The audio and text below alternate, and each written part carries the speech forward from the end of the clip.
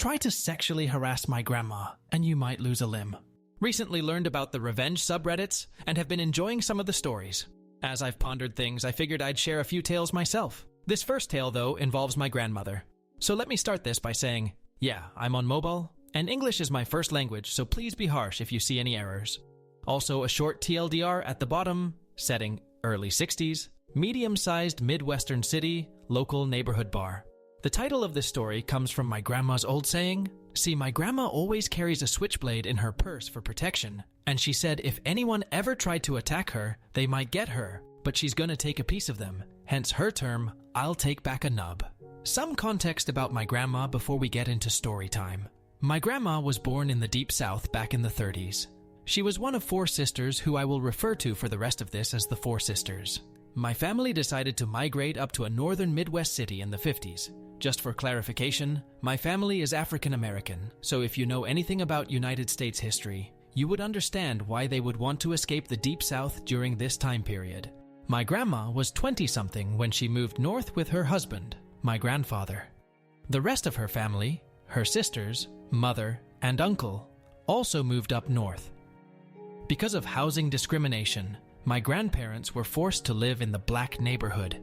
The rest of the family also lived in this neighborhood and were basically within walking distance of each other.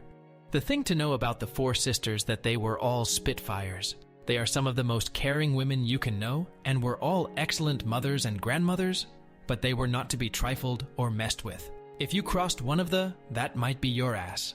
This was especially true of my grandmother, who was all of 5'1" and fairly petite. The 4 sisters were quite the characters, and it didn't take the neighborhood long to know of these 4 sisters because of their crazy antics. They also loved hanging together on the weekends either at one of their houses or sometimes at the local watering hole. On this particular night, my grandma wanted to go out for a few hours with her sisters. Only one could go, Aunt C. My uncle, my grandma's oldest son, was in charge of watching his siblings for a few hours on this lovely Saturday night, as my grandma dressed to the nines and headed down about half a mile to the local bar to meet up with her sister. This was a pretty small bar that got a lot of regulars. My grandma had been there dozens of times and has plenty of stories to tell about her time there with her sisters and also with my grandfather. My grandma and Aunt C are lounging in the bar having a couple of drinks and cracking some jokes with some of the regulars when a new character is introduced to the scene.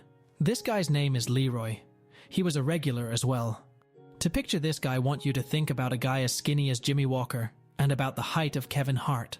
Combine this and make him about the age of 40 and you'll have Leroy. Almost everyone will know Kevin Hart, but if you're not sure who Jimmy Walker is, look up the sitcom Good Times and you'll figure out who he is. Leroy was a regular at the bar too, but then again, Leroy was a regular at almost every bar in town. You see kids, before the internet, online dating apps, and hookup sites, the way most people met was at bars. Our good friend Leroy was notorious for wanting to have one-night rendezvous with the ladies at the bar. Well, everyone knew his game, and after he has had a few one-night stands with some of the ladies in the neighborhood, most now avoided him like the plague. This, of course, didn't stop him from going to bars on a weekend, trying his best to shoot his shot, and hoping a lovely filly might come home with him for the night. Leroy had flirted with my grandma and aunt on previous occasions, and even though he was told that they were both happily married, he kept trying to have conversation with them. As soon as he entered, he once again strolled over there, trying to see if he could get some action with either of them. My grandma quickly told him not to waste his breath, but he sat down anyway. What surprised my grandma was that behind Leroy was another dude. He was well over 6 feet tall and handsome. My grandma honestly couldn't recall this guy's name, so we'll call him Jerk. My grandma knew right away that this Billy D. Williams wannabe was going to try to sweet talk and charm his way into some ladies' pants that night. It seems that he had his sights set on his first target, which would be, of course, my grandmother and my Aunt C. It seems like our good friend Leroy was going to try to be Jerk's wingman. He started off with some small talk to my grandma, couldn't tell her how gorgeous she was, and something about, getting lost with heater eyes and all the other nonsense. My grandma said that he had diarrhea of the mouth, and pretty much let what he said go on one ear and find the nearest exit. My grandma quickly shut this clown down and let it know she wasn't interested. So then he set his sights on my aunt. Now you know, my aunt can take care of myself. My grandma was always a little protective of her. Jerk made a comment by how nice my aunt's thighs were, as he looked lustfully at her. My grandma quickly told this fool that my aunt was married and not interested in his nonsense.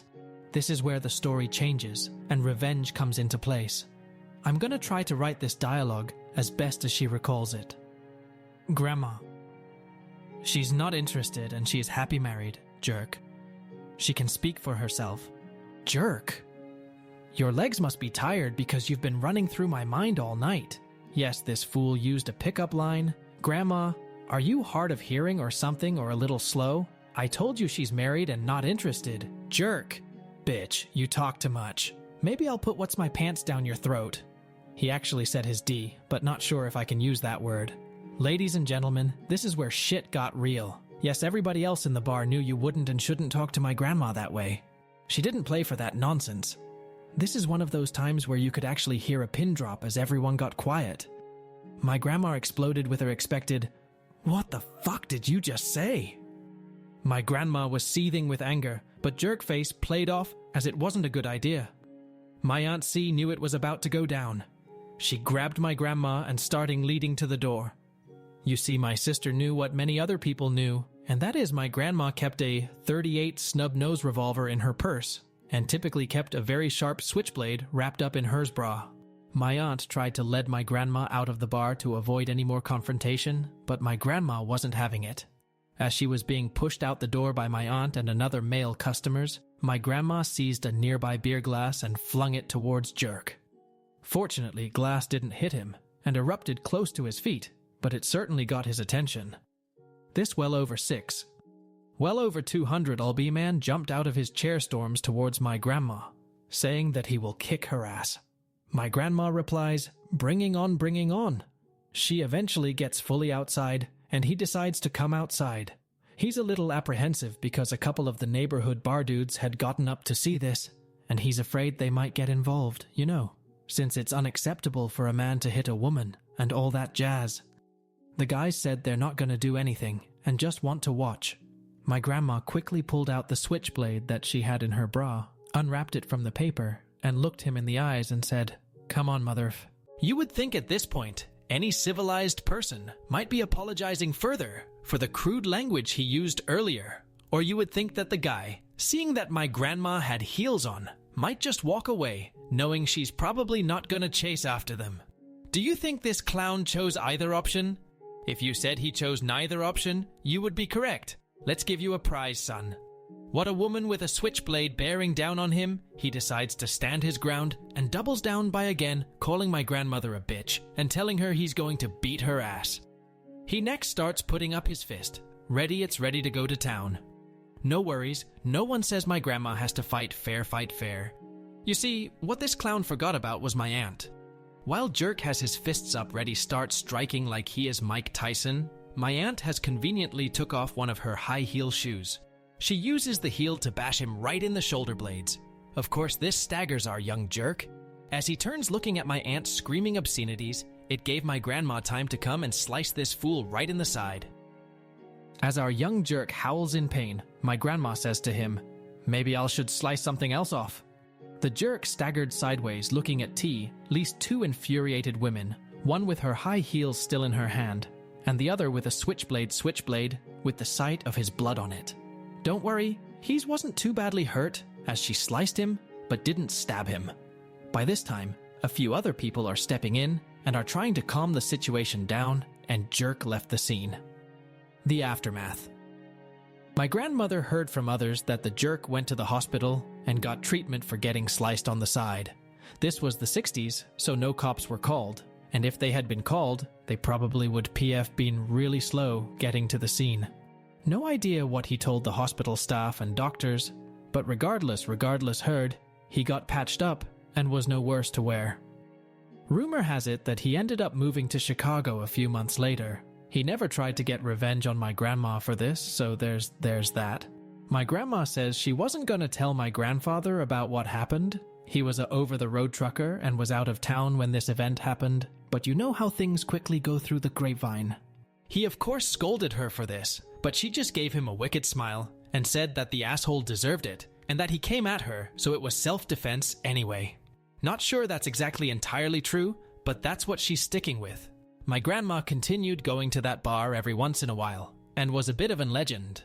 Our friend Leroy ended up being the epitome of a deadbeat dad. Rumor has it that he has something like 10 kids with 8 or 9 different women. My grandma still has the switchblade, and yeah, she showed it to me. It's somewhere in her massive collection of items now, otherwise I'd attach a picture of it. I also learned that my grandma is a woman of her word, because she actually took back a nub in the form of an ounce of flesh from this asshole. Hopefully you enjoyed this story about my grandma. She has told me the story a few times, and was a little fuzzy on couple details, as she's in her 90s now, but I'll do my best to answer any questions.